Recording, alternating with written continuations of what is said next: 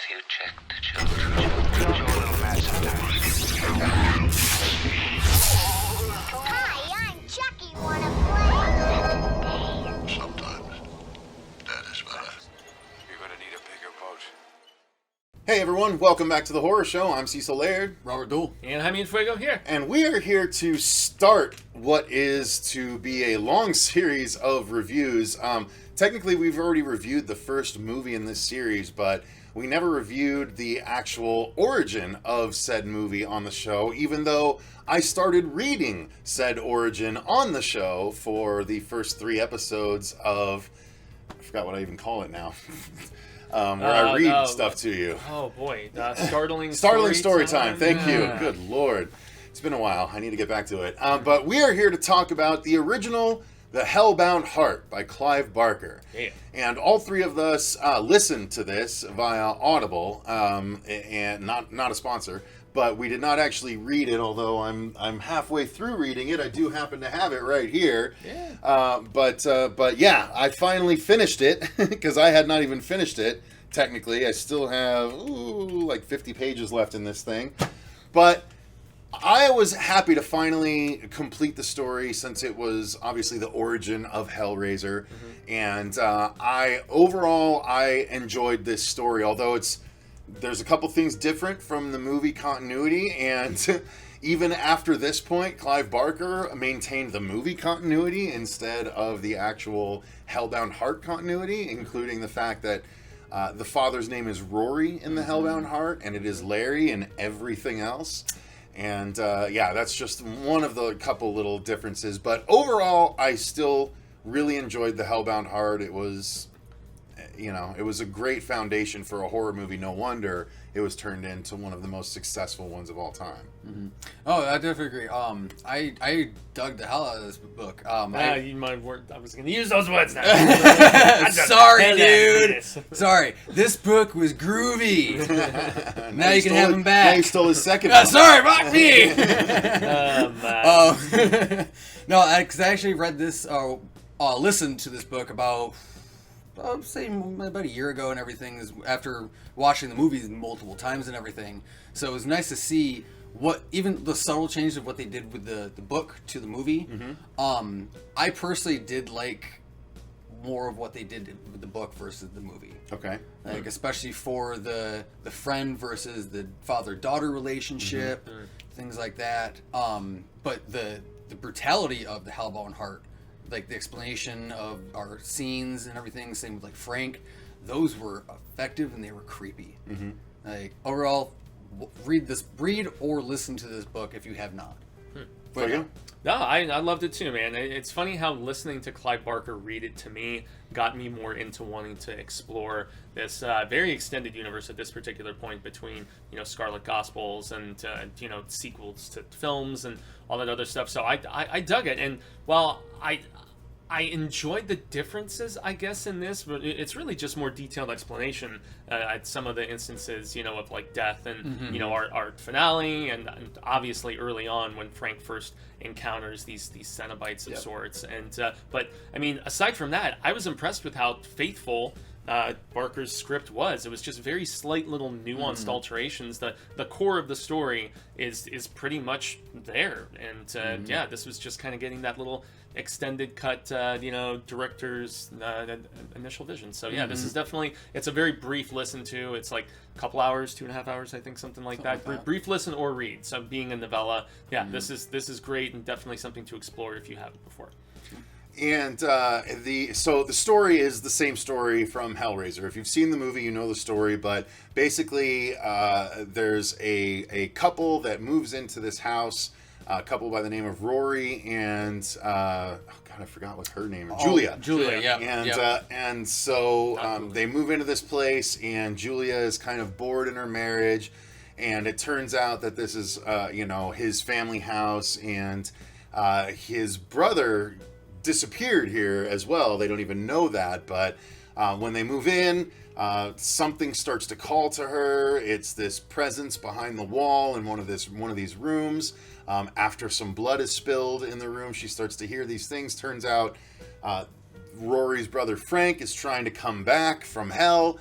via Julia helping him by feeding him victims in order to suck the blood and viscera and everything onto his own body and reform in our world. And ultimately, he kind of takes the skin of someone close to him. And without spoiling, I mean, that's the long and short of the story, as well as the friend, Kirsty, you said friend as opposed to family dynamic, right? Because that's the separate thing. Major In this book, Kirsty is played more as a forlorn, like she loves Rory and can't have him because he's with Julia, and so she's just the friend that always there to help. She's been a lifelong friend of him and everything. Yeah, and so it's completely different, and it threw me off when I first started reading. I was like, "What is going on here?" Okay. Very incestual because I had that father-daughter thing. What is this, But that's not the society? case. Yeah, that's just one of the differences. So, and then Frank has escaped not only hell but the Cenobites, and that's where we also learn that another difference is that Pinhead in this, technically, on my listen, I don't ever remember hearing pins in the head described, but I do remember hearing the leader was a female Cenobite. Well, yeah, basically it was genderless, but with female dominant qualities. Right, Yeah. right, Yeah. right. And it's really funny hearing him read it. I swear to God, it sounded like all of his Cenobites were coneheads. Oh. More than anything, because they all talked like this, Yeah. like robots Yeah. without emotion, and it's like, well, okay, I like Well, my it's a version of the continuum transfunction, Cenobites better in my read along, but 2000. because I added some effects to it, but this was, it felt very coneheady to me. Yeah. But outside of that silliness, I mean, the story is outstanding, and then.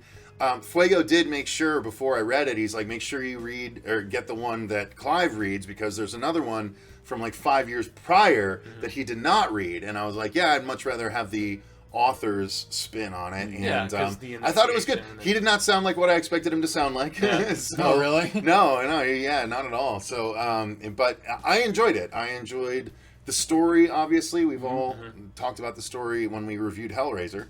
But yeah, what did you guys think overall? Or for the story, rather. For story, I dug the hell out of it.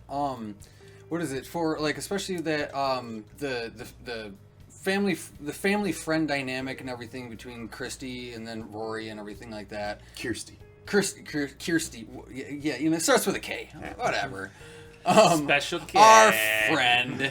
I had to train myself to do it right.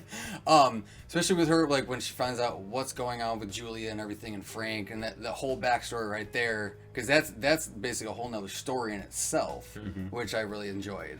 Because you see how much of a psychopath both of them are, and it's like they're meant for each other. It's disgusting. Fuego?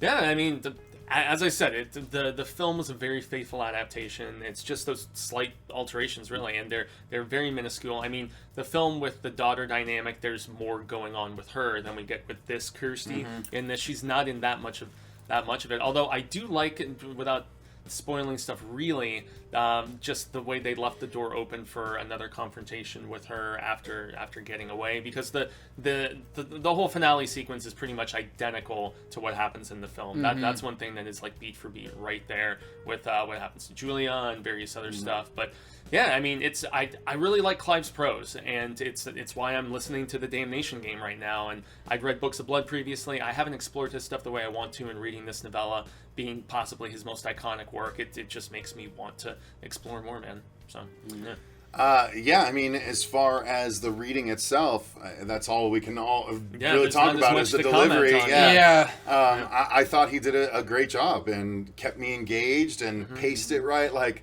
here's the weird thing, and it might be opening up a bit of a can of worms here, but I think that if you're going to listen to an audiobook, especially one written or read by the author, you got to listen to it at normal speed.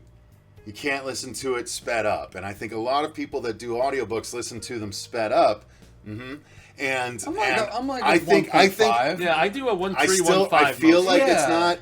I feel like you're eliminating some of the nuance that the authors want in there. They want those pauses. They want you to ruminate where they want you to ruminate. And I think it's just the same reason people got or Netflix got huge backlash for almost adding the ability to watch things at different speeds because filmmakers were like, "Fuck you! We made these to be watched at this speed. Like the movie's impactful because of this. They're not meant to be sped through." And I feel like this is skirting that line when you do that, and I like. Because you're so focused on trying to absorb everything when they're reading things faster, you're not absorbing it at the rate in which I think they want you to. So it's that. I would like to know your guys' thoughts in the comments down below. If you have specific thoughts on that, that's my thoughts. So I'm going to listen to everything in normal speed personally. But having listened to it in normal speed, I thought the delivery was awesome. Because that's the other thing. If you don't listen to it in normal speed, you can't really accurately comment on it, in my opinion. Wow. I'm just saying, like I said, I might be opening a can of worms here. As somebody who listens to a lot of audiobooks, and there's a lot of narrators who talk. Oh my god, you have to speed it up. And I'm some, like, some is I would this I would meant imagine for the that's senior the case. citizen quotient. Whereas I mean, it's some like, I would imagine so, I but feel not like it's all in of slow them. mo. But Yes, not all of them. Yeah, and there's some where 1.3 or 1.5 or whatever is way too fast, and I have to notch it back down. It's just I'm assuming the direction that the narrator gets from whoever is directing the audio, recording and stuff. So because there are directors and sound engineers and all that stuff. I mean, they are directed to read. But no one's directing them to be like, okay, now imagine everyone's listening to this at twice speed. How are you going to deliver to that? True. They're directing them in accordance with delivering in normal speed. Yeah. So you're not doing what they are intending technically. 18 and again, it's or just 36. I mean, could you imagine doing the stand? I've done it. Yeah. Well, the stand it would in take a full while. time. Holy crap! It would take like a while. almost 40 See, hours. I look at it this way. I That drive one was about an definitely on hour. 1.10. I drive about half an hour to an hour to and from work each day. So it would take me about 18 days, 18 to 20 days. And it's like, I just think of it like that, and I'm giving it its proper time. I don't think anyone wants their stuff hurried along. True. Personally. I got you. I don't You think you raise could a valid find. point. I don't think you Yeah. could find any writer that would be like, yeah, listen to it at 2 times speed. It'll be the same The experience. thing is, there's a lot of people who speed read though, and they don't just sit there and ruminate over each True, paragraph. and as they're and, going and over my it, opinion is, I don't think they're getting the full deal either. But that's, again, it's just my opinion. It's just my opinion. Everyone is You can entitled. have it. I know. Everyone's entitled to disagree with me. I mean, they can be wrong too, so it's cool. Ouch! Both of us under the bus, man. No. But that's Backed it up. having listened to it at normal speed. I really enjoyed Clive's delivery. I thought it was well done. Yeah, it just. How about you guys? And honestly, go. I'm interrupting. Okay. My bad. No, you're good. You're good.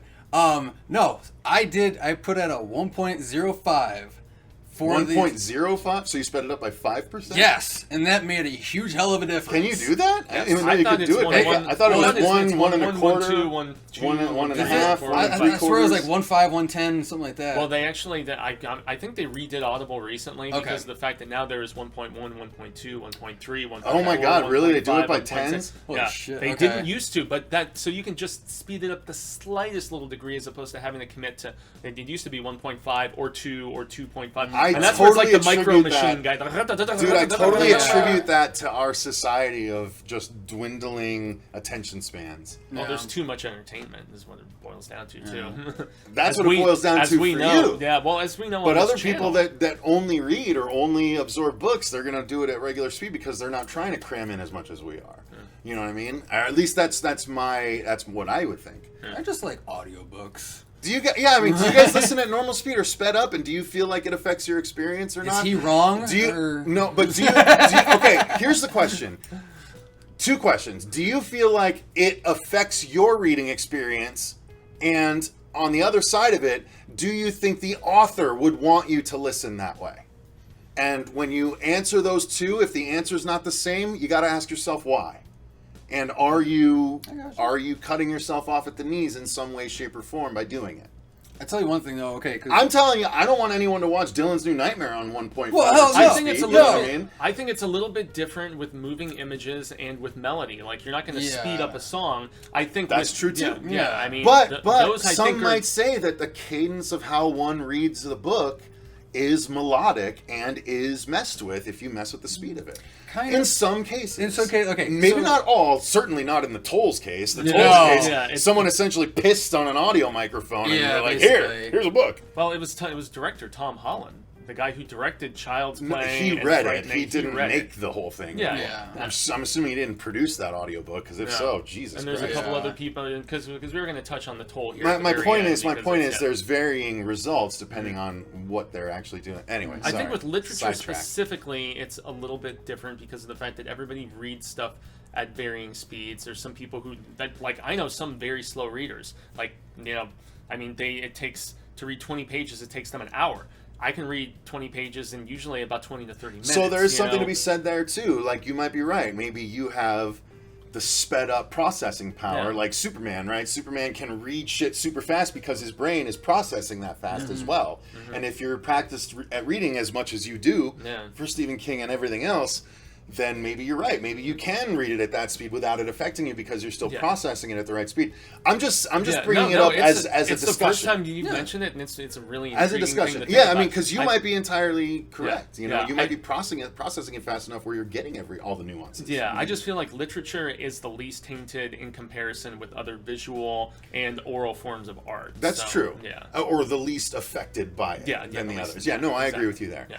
So we're all on board for the Hellbound Heart. Very good, very good. And now, it makes me wonder when Clive read it too, because he doesn't have as much of an accent, maybe, as I was thinking. thinking. It had to have been after the initial release of the first one. It was after the initial He must not have liked the delivery of the first one and was I'm like, not sure let me get in first, because they're both audio. No, one was exclusive. 2011, one was 2000, one was 5 years later. I was looking. Because I know that he's lived in LA for a long time now, and I was listening to a recent interview. He doesn't really have much of a British accent anymore at all. It's like you get acclimated from all the time spent. So what we're going to segue into now is this book that actually was released after the big release, which was the Scarlet Gospels, when Clive actually combined the Lord of Illusions universe with the Hellraiser universe. That is going to be a separate review we're going to do later once we've all caught up on that book. However, they did do a really short book after that one called Hellraiser the Toll that is meant to bridge the Hellbound Heart and the Scarlet Gospels. Even though it and the Scarlet Gospels are going off of movie continuity instead of Hellbound Heart continuity, technically. Since he did, both, the original Hellraiser and Hellbound, the sequel, he had a part in both of those stories and adaptations. He obviously retconned and continued that back into the literary sense. So, again, we'll just touch on this one briefly. This was only an hour and a half long commitment, so it's a very short little novella. And my overall thoughts were, I did not like it. I thought the story was okay, even though it felt like it was given short shrift. But the production on this audiobook, it made me wish I had read the book instead of listened to it. It's very tough to track the book down. Dude, it's so bad. It felt like it was recorded during quarantine, where everyone was on a Skype call or a Zoom call. No one sounds the same. This person is supposed to be across the room from this person, but the audio's completely different for both of them. I utterly hated the presentation of this. Story's okay. I'm right there with Cecil, and that's all I'm going to put. Okay. Fuego? I didn't mind it. I at least enjoyed the fact that they brought in different voice actors for, Pinhead and for Kirsty and, Tom Holland, director of Fright Night and Child's Play, and Stephen King's Thinner, the Richard Bachman adaptation, actually. I didn't think he was a bad reader. He's that old, grizzled, stoic kind of, narrator, and so... But it sounded like a Skype call, not like a microphone. Yeah, none of the the audio wasn't mixed very well. There is some sound effects and and little score touches here and there. And I do like when audiobooks do that. The Star Wars books are especially notorious for making it a full audio drama experience practically. And I dig the hell out of that. That's kind of the approach that they did here, but panning isn't very good, and some of the audio mix on this is definitely bad. Story, it was such a short little novella.